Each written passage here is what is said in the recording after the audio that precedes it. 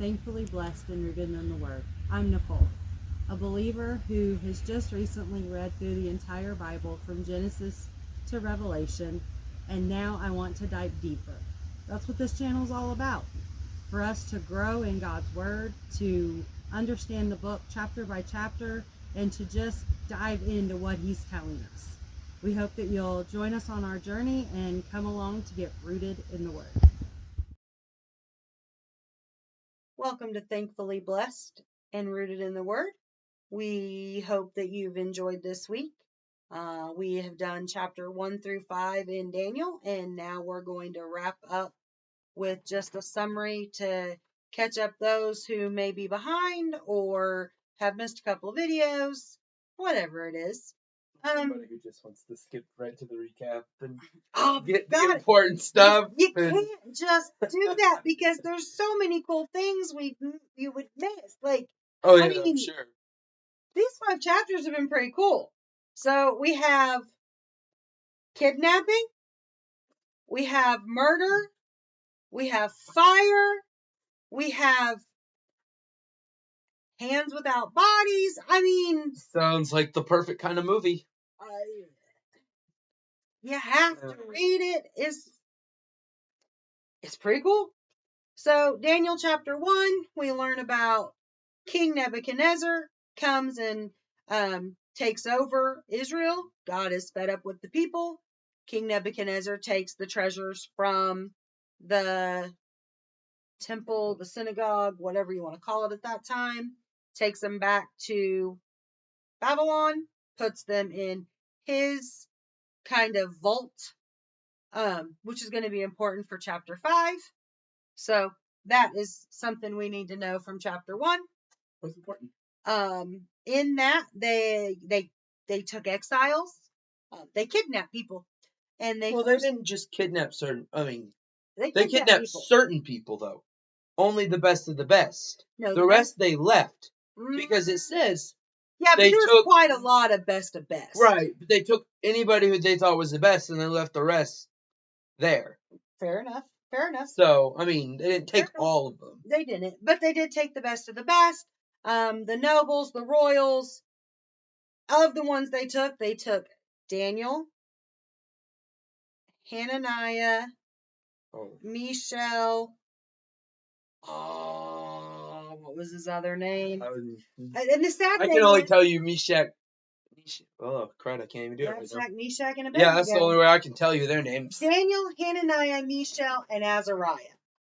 So these 4 would have been young teenagers, most likely.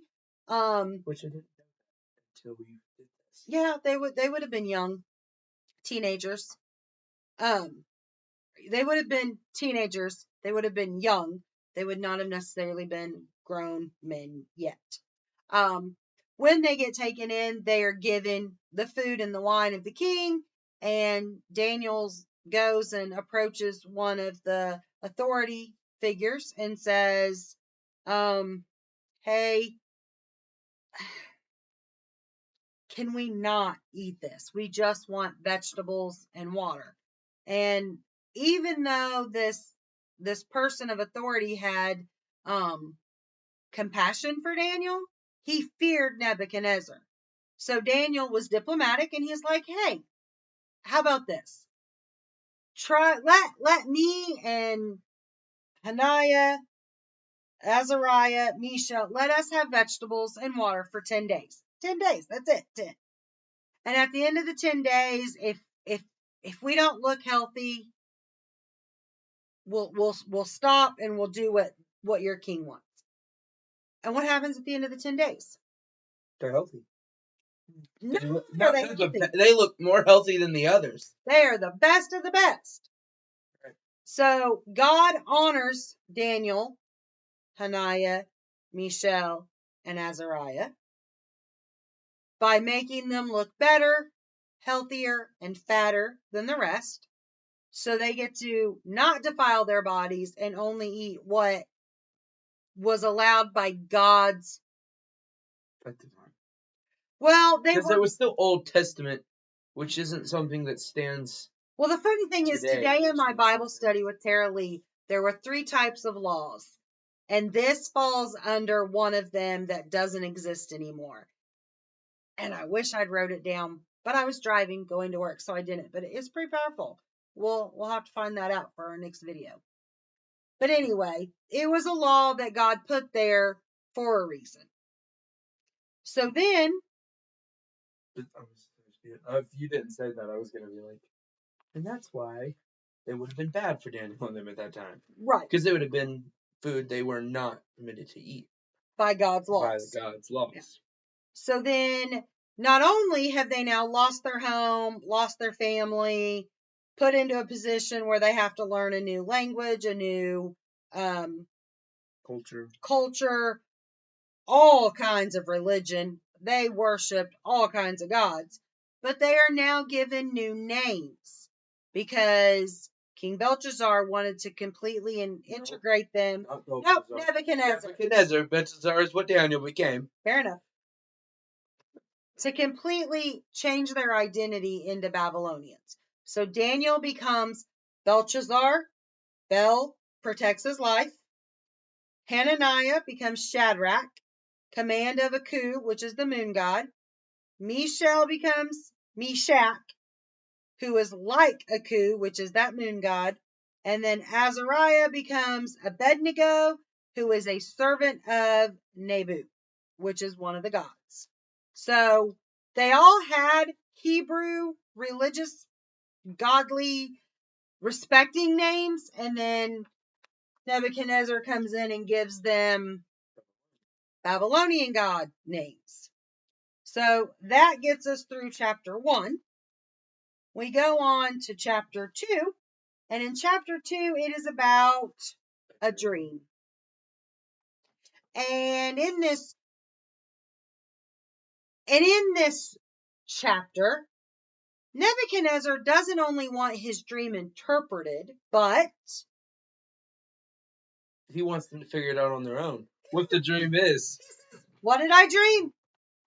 Which never made, like, we didn't talk about this much when we did it, but whatever made sense to me is, what gave him the idea of just all of a sudden be like, tell me what my dream is? Well, remember, because like it was he didn't believe that they were being honest. Right, he was testing them. He was testing them. So if they had a connection to the gods, they should be able to do this, right? Right. And he said, I believe that you are falsely telling me things, and this proves it. So not only does he want to know what the dream is, he also wants it interpreted. But they don't even know what it is. They can't figure out what it is because they don't have a connection to God. So what does Nebuchadnezzar do? Well, ordered to be killed. He orders them to be killed. So when the king of the guard, not king of the guard, head guard, comes out and is getting ready to kill people, maybe he even had started. Daniel's like, what's going on? Why is this happening? What's up? So they tell him. The king wants to know what his dream is and the interpretation. So Daniel goes in front of the king, asks for some time, comes back. Daniel, Shadrach, Meshach, and Abednego all pray for guidance.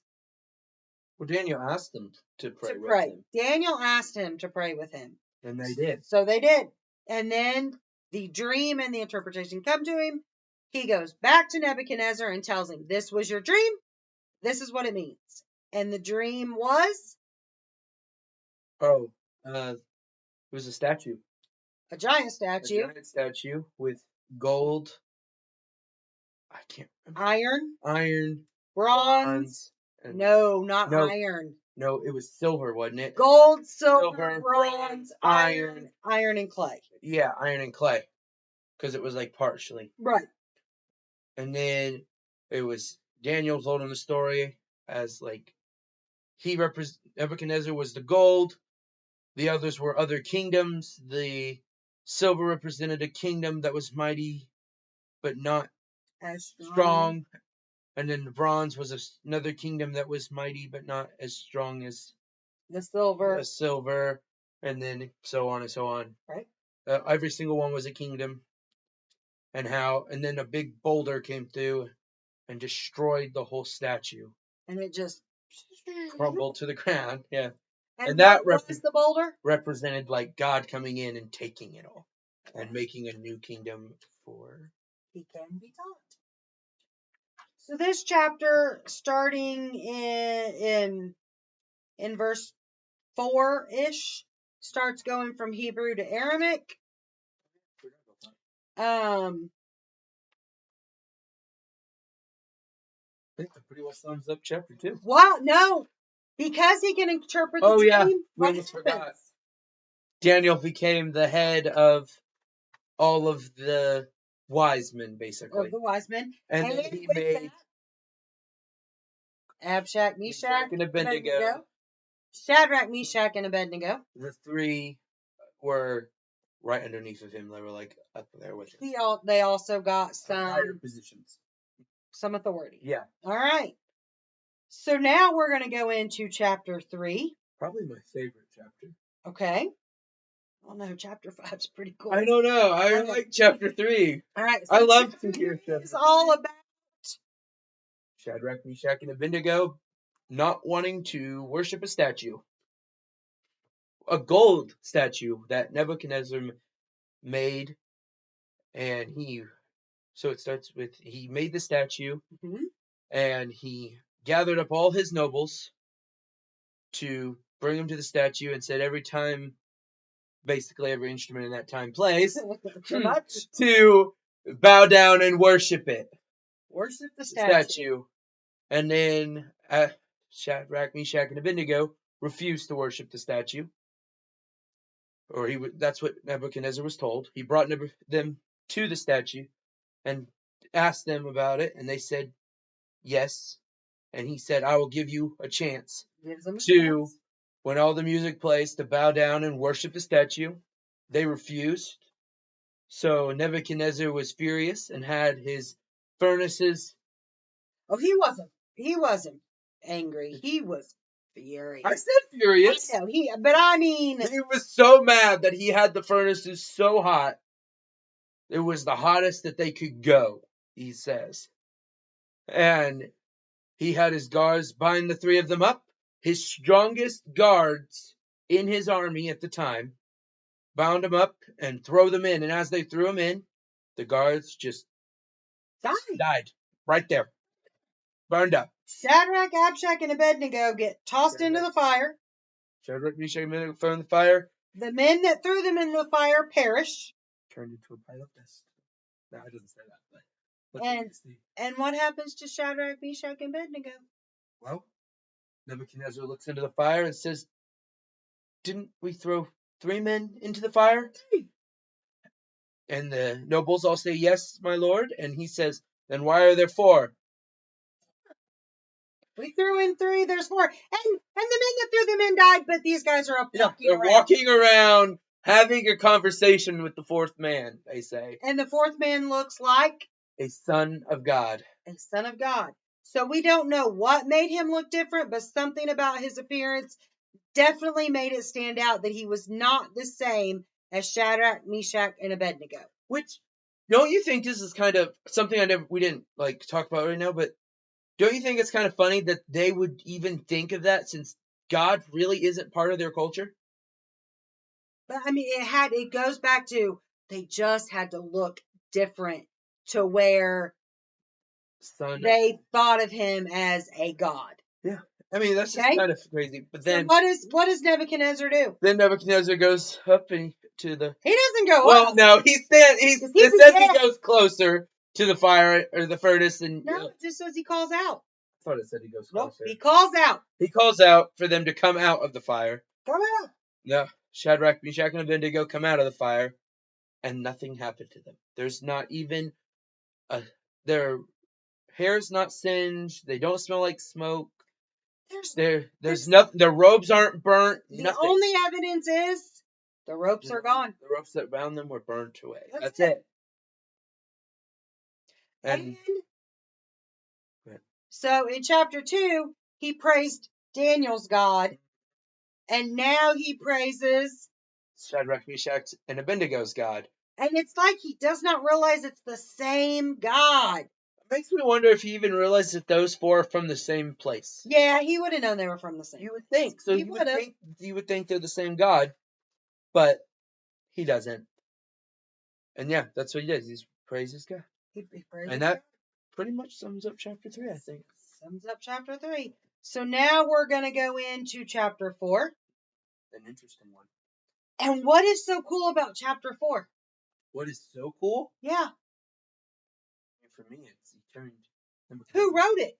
Nebuchadnezzar wrote it. That was kind of like, huh. Or at least he had somebody write it. Right. It is from Nebuchadnezzar's viewpoint. It is Right. Nebuchadnezzar's words. It says, I, Nebuchadnezzar. Yeah, it does. I, Nebuchadnezzar, which was one of the more fascinating parts because there's a lot of kings in the Bible, but I think he's the only one I know of. Solomon. This Solomon also? He wrote Proverbs. See, Nebuchadnezzar's the only one I know of at the moment. Right. That's the only one I've ever heard of. Through the Bible. Right. But there might be more. Well, not only did Nebuchadnezzar write this chapter of the book of Daniel, which wouldn't have been a chapter when it was written, it would have been placed in the scrolls, so it's not divided like we read it. But he also is talking about his weakness, which kings never did. Kings never did. That was not something they did. They only wrote about their achievements and glory. Victory. Yep, and victories. Very good.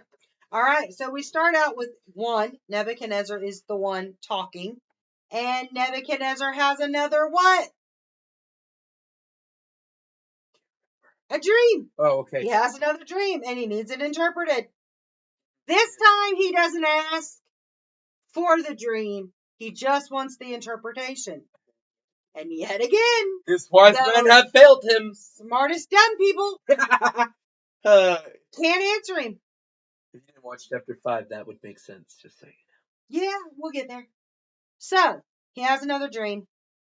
And this time, Daniel says, oh, I wish this wasn't about you. I wish it was about your enemies, because Daniel has completely forgiven him. Or he was afraid. I don't think he was afraid. I don't think he was. I don't know if he's necessarily afraid or not. But God's got him. He ain't afraid. I mean, so could be that too. And what does this dream tell us? I don't even. There's a lot to it, but just the gist. This is a recap. They can go watch chapter 4. I mean, basically, there's a tree. There's a tree, which is Nebuchadnezzar's greatness and empire. Yep. There's cutting down that tree. Down that tree is Nebuchadnezzar's humiliation. The stump is preserved. Yep. Which means that Nebuchadnezzar's kingdom will be restored after he acknowledges God's sovereignty. And what's going to happen to Nebuchadnezzar? He's going to be turned into a beast. He's going to be turned into a beast. Which I think is kind of cool because, I mean, it wouldn't be cool to be turned into a beast. Okay, now, but it's cool to know that happened, like in the book. He doesn't become a beast. His hair grows out like feathers all over his body. He looks like a beast. His nails grow out really long, and he lives in the wild eating grass out with him. At this point, I think it's either crazy or beast-like. I understand, but it's not necessarily that he all of a sudden becomes like a werewolf. These things happen. So anyway, he eats grass like an animal. So for a period of 7 somethings. 7 somethings. We don't know what the 7 somethings is. Couldn't figure it out. 7 years, 7 months. 7 we don't days. know. 7 somethings. He becomes an animal. Eats grass like an ox and has the wet dew of heaven on it. Very good. And then, after this time has allotted and passed, all of a sudden Nebuchadnezzar looks up to the heavens and asks for forgiveness. Pretty much. He proclaims God, the ruler of all, the most majestic, the honorable, the sovereign one. He is the greatest. And he gets his nobles come out and get him and bring him back, and he's king again. You know, something we missed about this is he also had 12 months. 12 months to ask for forgiveness before. From the dream to when he gets turned into when he just goes insane and runs outside and becomes a beast. When he becomes a beast. Yeah. To the book, yeah. God gave him 12 months. But what happened at the end of that 12 months, he was talking about all the things he had done. I did this and I did this and I got this. And God's like, no, you didn't. Surprise! Let me show you. All right. So now we are caught up to chapter 5, which we finished yesterday. And chapter 5 is all about a great feast. And a new king. A king-ish. Well, I guess he's second in command. Nebuchadnezzar is gone. We don't know the lineage. The Bible does not tell us, but there is a Belshazzar, not Belshazzar, Belshazzar. Oh, you're no fun. He is the king that we are hearing about.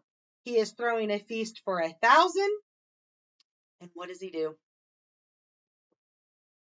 What is he using? He takes the riches, which were cups and plates and any riches from the temple of the Hebrews. The Israelite people. He's using them for his party. And then he, as he drinks and eats out of and drinks out of the riches, he also worships the god of gold, silver, bronze, clay, stone, and wood. Yeah. So he's drinking from sacred vessels. He's praising false gods. He's just all about himself and his people. Mm-hmm. A human hand appears. We said it was like the Addams Family thing. Just a hand. And it starts writing on the wall. How many words does it write on the wall? 4. 4 words. That's it. 4 words. And what does Belshazzar do? Looks terrified. He's freaked out. So, I mean, how could you not be? Oh, there's a human hand moving on the wall. It's common nowadays. Yeah, no. We don't need to pay attention to that. No. He calls for? Well, he doesn't. Well, he does, but it's not. It's after he's. He doesn't call. No. Oh no, he calls the smart dumb people. He calls the smartest dumb people. Wise men. He calls for his wise men to come interpret these words. I'm telling you. It's the smart dumb people. The smartest dumb people. Or the wise men. Somebody's gonna watch this and be like, what are these people talking about? Go back to 5. It's there. It's hilarious. Maybe. I don't know. So, he calls for them. Guess what? They can't do it again. They can't interpret it. They can read the words, but they can't interpret it. Yeah, because it was words they could read. The queen. We don't know who the queen is. We do know she is not a wife of Belshazzar because his wife was with him. They said that his wife drank out of the cup. His wives and concubines. But still. Anyway, we digress. The queen comes in and says, don't worry about it. We have a guy. And the guy is? Belteshazzar or Daniel. She says Daniel. She called him Daniel. Which I didn't think about till just now, like how crazy that is. She called him Daniel. I think Daniel's writing the book calling himself Daniel. Because Daniel hardly ever is named as Belteshazzar. His name is Daniel almost throughout the entire book. Where Abshak, Meshach, and Abednego are Abshak, we know them as Yeah, but when the king calls him Belteshazzar, he says Belteshazzar. One time, but he calls him Daniel too. Because the king says, I just thought that was kind of cool too. She calls for Daniel because she knows what he's done, and she knows she what favors with the gods, as they say. Gods. Daniel has favor with the gods. Once again, we still have not learned that there's one God, the God. What had Belshazzar promised? Whoever could interpret it would be given purple robes, gold chain, and become the 3rd most powerful person in the kingdom. And it's believed that he called them the third because he actually was second in charge. Right, he was just over Babylon. The Bible doesn't tell us this. It was in my study notes. It is probably from a historical document, but we don't know that for fact. So it's believed that Belshazzar's father was in charge. He was the actual king. Then Belshazzar, Czar, I don't know. There's too many bells. Research it and let us know. And then Daniel, or whoever interpreted the writing on the wall, would become third. Okay? Third. All right. So, Daniel comes in. What does Daniel say? I will interpret it. No, keep your stuff. That's what I was going to say. I was going to interpret it, but I do not want. You can keep your stuff. He says you can keep your stuff. I don't need Thanks. it. I will interpret it for you. Sure, I'll do that for you. No problem. So, the words on the wall were Mene, Mene, Tekel, Upharsin. Can't you remember that? Because I did not. I have a cheat sheet. Oh, lucky. But my cheat sheet doesn't tell me what they mean. Oh no. I have a Bible. All right. Go back to the original. I'm looking. So, yes. So, Mene meant God has numbered the days of your reign and brought it to an end. Tekel means you have been weighed on the scales and found wanting. Perez, your kingdom is divided and given to the Medes and the Persians. So, the No dream wonder says. Daniel didn't want to be third in command. Why? That's just talked about the destruction of Babylon coming. Yeah. You're done. Yep. So anyway, he says, your reign's over. You're done. And that very day, he gives him the purple robe. He gives him the gold chain. He makes him third in command. And then he's dead. It is taken over by Darius the Mede at the age of 62. Which is kind of crazy. That's old. That's older than me. That's- You better hush. Now you're gonna know what I was gonna say. It's gonna be like, I was gonna say, that's old for somebody to be taking over a kingdom, but And then my mom says, all right. Yeah. So, it's some pretty cool stuff, right? Yeah, great first week. Great first week. We started with high expectations of doing a chapter a day because we want to get through the Bible. The reality is we live a life. We have obligations. On Monday nights, he does a Bible study. On Tuesday nights, I'm supposed to go to a Bible study.